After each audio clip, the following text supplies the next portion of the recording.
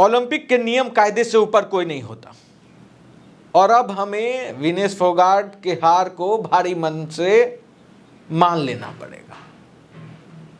अब कुछ बचा भी नहीं है, एक फॉर्मेलिटी है देखिए, लेकिन अभी आस है कि विनेश फोगाट जो अपील की है अगर उसको जायज़ माना जाएगा तो उन्हें शायद सिल्वर मेडल मिल जाए। लेकिन ऐतराज़ जताने पर हर बार पदक हाथ में आ जाए ये भी जरूरी नहीं। कई बार ऐतराज़ जताने पर पदक हाथ में आ जाता है, मगर ये सब खेल में एक समान लागू नहीं होता। हर किसी की स्थिति अलग अलग हो सकती है। अब जैसे 5000 मीटर की दौड़ में केन्या की धावक और इथियोपिया की धावक आपस में हल्का सा टकरा गई। इसके लिए केन्या के खिलाड़ी को अवरोध पैदा करने का दोषी माना गया और उनका सिल्वर मेडल वापस ले लिया गया, मगर उनके द्वारा अपील की गई और मेडल वापस भी मिल गया। लेकिन क्या यही बात विनेश फोगाट के मामले में लागू होगा? शायद नहीं। विनेश को अलग खेल और अलग अलग नियम में अयोग्य ठहराया गया है और विनेश की मानसिक स्थिति अभी ठीक नहीं है। वो काफी परेशान है, यहां तक कि उसने कुश्ती से भी संन्यास ले लेने का फैसला लिया है। अखाड़े को अलविदा कहने जा रही है वो। उसकी जीत से उत्साहित लोग अब सदमे में हैं, पूरा देश सदमा में है। सबको लग रहा था कि मेडल सुनिश्चित हो गया। अब देखने वाली बात है कि गोल्ड होगा या सिल्वर। खुद प्रधानमंत्री मोदी निराश थे, लेकिन सवाल उठता है मौजूदा खेल मंत्री मनसुख मांडविया को क्या ये सब बात बताना चाहिए जो उन्होंने कल लोकसभा में कहा। पेरिस ओलंपिक चक्र के लिए कुल 70,45,775 की वित्तीय सहायता दी गई है, जिसका विवरण इस प्रकार है। स्पेन के ग्रेट पिक्स में भाग लेने के लिए वित्तीय सहायता, साथ ही 3 जुलाई से 13 जुलाई 2024 10 दिन तक मैड्रिड स्पेन के अंतर्राष्ट्रीय प्रशिक्षण शिविर के लिए अतिरिक्त वित्तीय सहायता।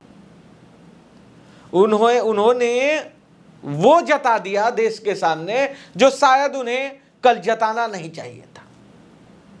क्या मनसुख मांडविया को यह बताना चाहिए कि विनेश फोगाट पर कब कब कितना पैसा खर्च किया गया? पेरिस का ही नहीं, मंत्री जी पहले के आयोजनों के दौरान जो भी खर्च हुआ उसका भी हिसाब देने लग गए। मंत्री जी जब पैसा गिना रहे थे तब सोशल मीडिया पर वायरल हो रहा वो वीडियो मुझे याद आ गया। न्यूज लॉन्ड्री ने तब उसका संकलन किया था जब विनेश फोगाट और साक्षी मलिक धरने पर बैठी थी और गोदी मीडिया के एंकर ये सब गिना रहे थे कि सरकार ने टैक्स पेयर का कितना पैसा इन खिलाड़ियों पे खर्चा किया है जो आज धरना दे रही हैं। इनका मजाक उड़ाया जा रहा था। कल तो ऐसा लगा कि मंत्री जी आज उन एंकरों का काम कर रहे हैं। कम से कम आज के दिन उन्हें पैसे का हिसाब नहीं गिनाना चाहिए था। सुबह सुबह जैसे ही आंख खुलती है सबसे बुरी खबर सामने आ जाती है देश के सामने।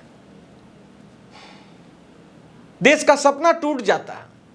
लेकिन खेल जगत में इतनी बड़ी त्रासदी हुई आज कि मंत्री जी सुबह सुबह वित्तीय सहायता की सूची लेकर संसद में आ गए और पूरे विपक्ष और पूरे देश के सामने ढिंढोरा पीट दिया कि हम खिलाड़ियों पे इतना पैसा खर्चा करते हैं।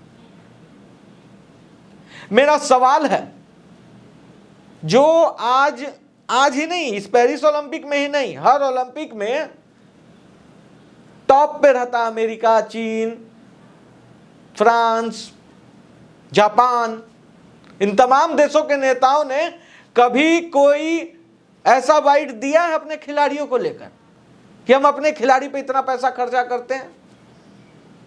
पैसा देना तो काम ही है सरकार का। क्या सरकार उसे वक्त गिनाएगी जब खिलाड़ी अस्पताल में हो? फिर तो आज ये भी बता देना चाहिए कि विनेश फोगाट ने 12 अप्रैल 2024 को जो ट्वीट करके बताया था कि उसे मानसिक रूप से कितना परेशान किया जा रहा है। विनेश का ट्वीट मैं आपके सामने रख रहा हूं।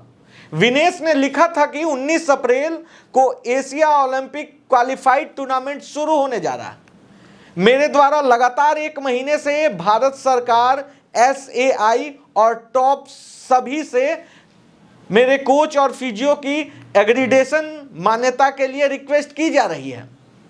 एग्रीडेशन के बिना मेरा कोच और फिजियो का मेरे साथ कंपटीशन अरीना में जाना संभव नहीं। लेकिन बार बार रिक्वेस्ट करने पर भी कहीं से भी कोई ठोस जवाब नहीं मिल रहा, कोई भी मदद करने को तैयार नहीं। क्या हमेशा ऐसे ही खिलाड़ियों के भविष्य के साथ खेला जाता रहेगा? सवाल का जवाब दे मंत्री जी। उस वक्त कहां थे आप जब वो समय रहते आपसे एग्रीडेशन की बात कर रही थी, डर डर की ठोकरें खा रही थी कि सरकार उसे एग्रीडेशन दे दे, क्योंकि बिना एग्रीडेशन के कोई भी खेल परिसर में नहीं जा सकता है। लेकिन नहीं, सरकार को सिर्फ वित्तीय सहायता गिनवाना था। तो आज मैं भी गिनवाऊंगा कि विनेश फोगाट इस देश को कितनी बार, इस तिरंगे को, हमारे देश की आन बान शान तिरंगा को कितने बार शिखर पर लहराया। लेकिन विनेश फोगाट ने आज तक नहीं गिनवाया।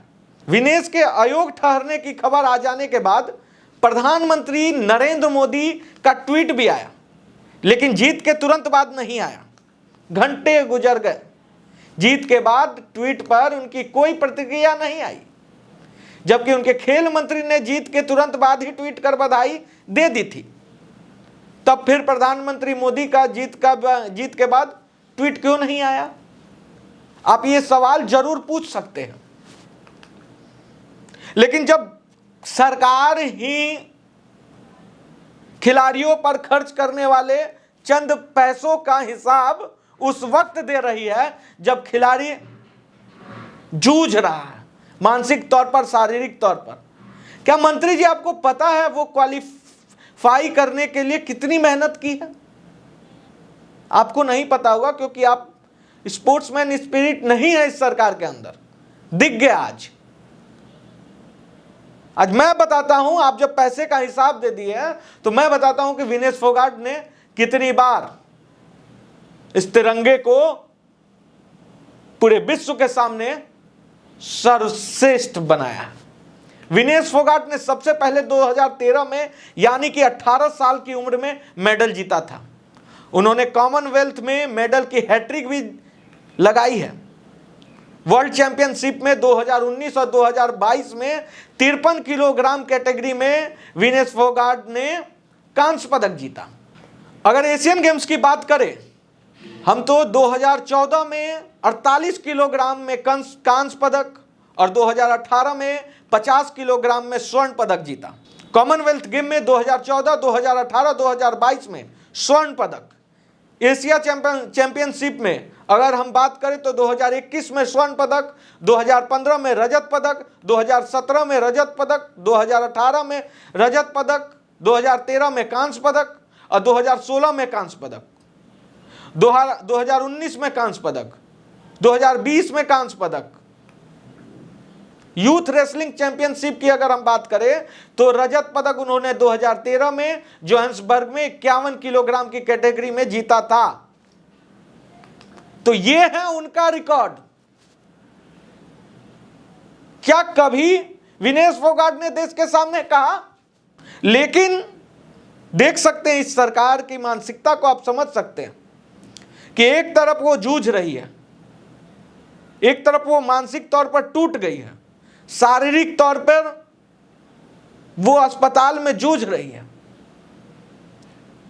कुश्ती के अखाड़े को अलविदा कह दिया उसने।